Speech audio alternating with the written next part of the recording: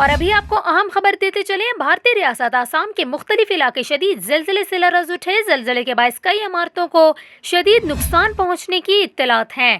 بھارتی زلزلہ پیما مرکز کے مطابق ریاست آسام میں 6.4 شدت کا زلزلہ محسوس کیا گیا۔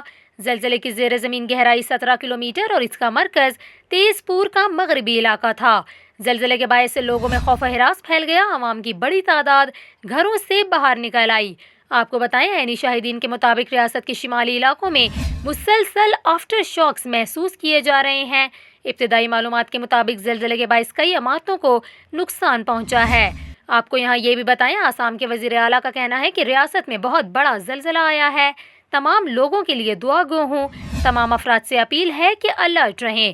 دوسری جانب امریکی جیولوجیکل سروے کے مطابق زلزلے کی زمین میں گہرائی 34 کلومیٹر اور اس کا مرکز بھارتی ریاست آسام کے شہر گوہائی کا ایک گاؤں تھا، جبکہ یورپین سیسمولوجیکل سینٹر نے آسام میں آنے والے زلزلے کی شدت 6.2 بتائی۔